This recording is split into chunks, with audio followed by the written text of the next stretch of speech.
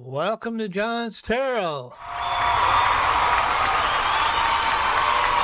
Thank you very much. I hope you're all having a great day and things are working out well for you today. I'm going to talk a little bit about how I first encountered Carl Jung's work. Like I said, I'm not a Jungian psychologist. I think I pronounced that correctly, but I encountered him in several places. The first place I recall encountering Carl Jung was with the I Ching. There we go. In the Wilhelm version, where Carl Jung does a introduction, he does a foreword in the I Ching, where he asks the I Ching about what it thinks about itself. And the I Ching gives quite an interesting commentary, and it answers it responses as if it was a living entity. And it's really quite interesting. If you ever get a chance to read it, it's worth reading. And then I encountered Carl Jung in the 12 Steps, the 12 Steps in a 12-step organization I belong to. And I understood because in that 12 step, they talk about Carl Jung and Roland Hazard, the immanence and what Carl Jung brought into the process. And I'll talk about that in a future episode. So I encountered him there. And then I started messing around with the tarot. And Carl Jung was heavily involved in the tarot.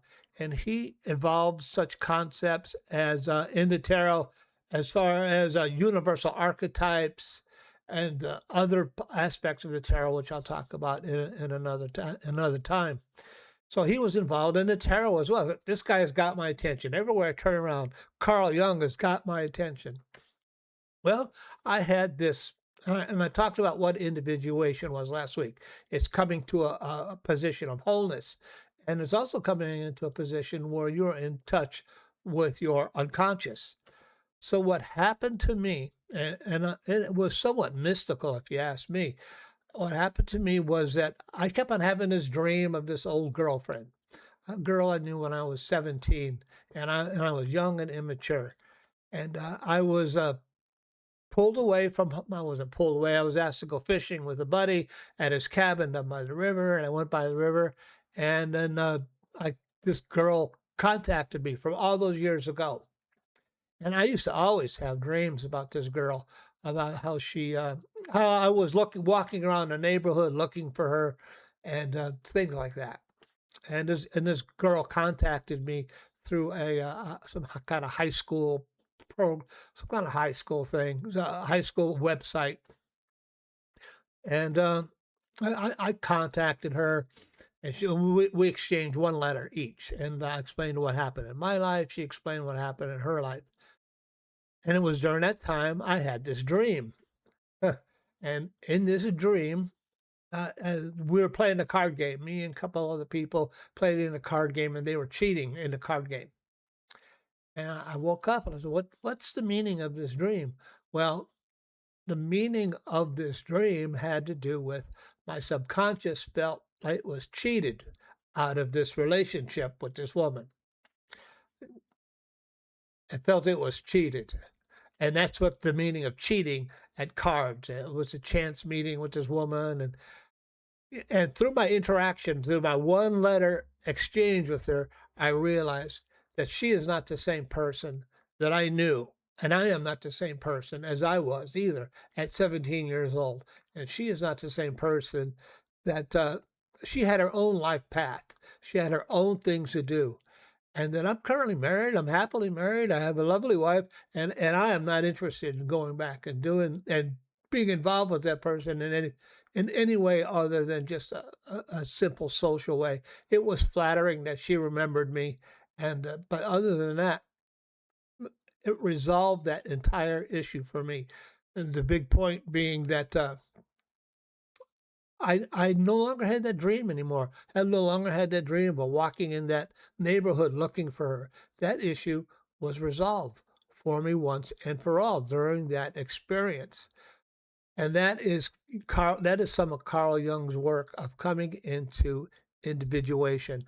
That is my subconscious coming up to the surface, stating it had a need, and me addressing that need, and then the issue was resolved. If you don't resolve these needs, if that your subconscious is telling you, they will plague you throughout life.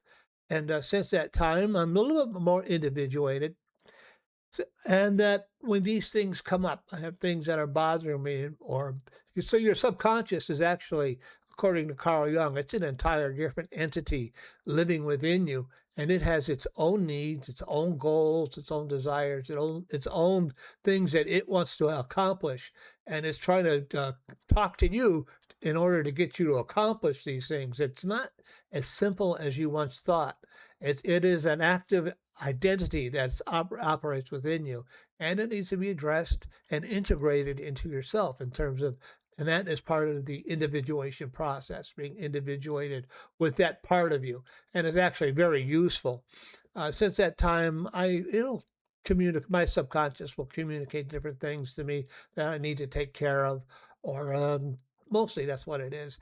It's communicating different things I need to take care of. Okay, I'll address it. I'll take care of it, and I move forward, and I lead a much calmer, much more peaceful, much more serene life. And that is my little story on the subconscious, individuation, and how you could be more a little bit more individuated. I'm going to refer you again back to the Soul Awakening series, and you will come into contact with those issues of your deeper inner self and help you lead a more peaceful, more productive, more whole life. So let's move over to the tarot page and let's see what we can ask. If someone were to follow my little my someone were to follow my little directions on the Soul Awakening series, and we're just going to ask the tarot, what might they expect? What might happen if someone were to follow my simple little directions on the Soul Awakening series? What might they expect? And I'm just asking.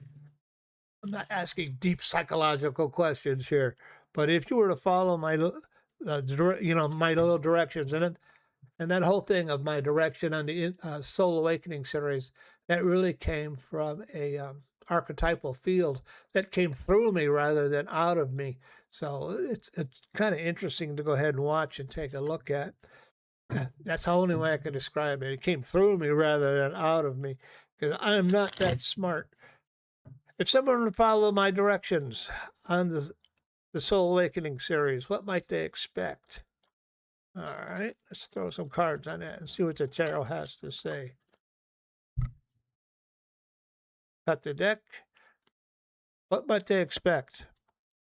The Two of Pentacles.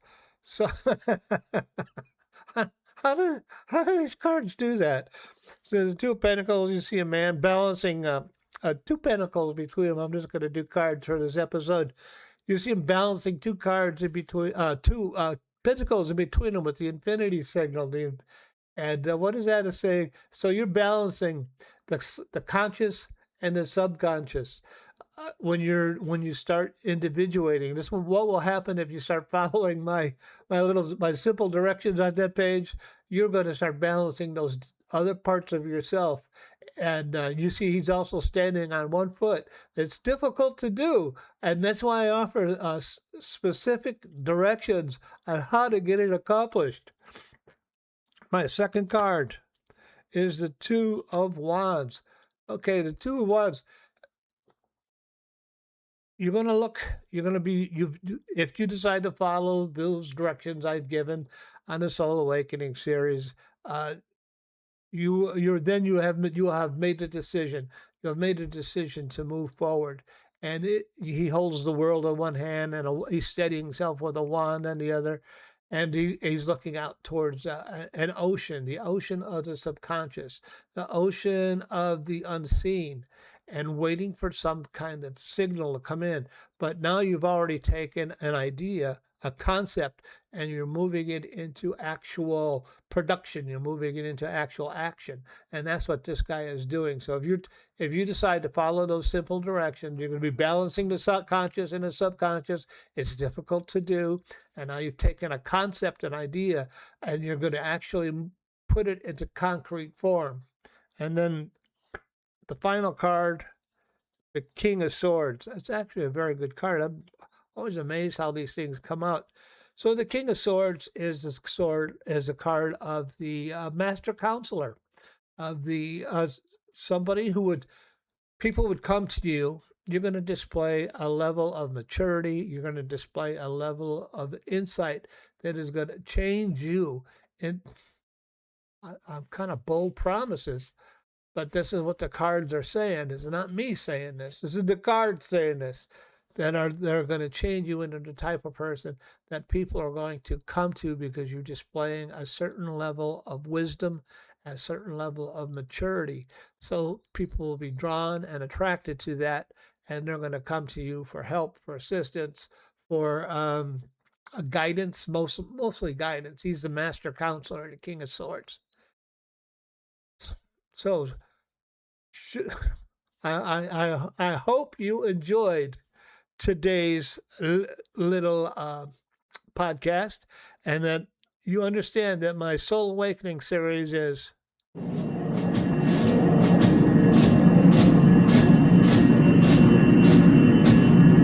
survival kit contents check.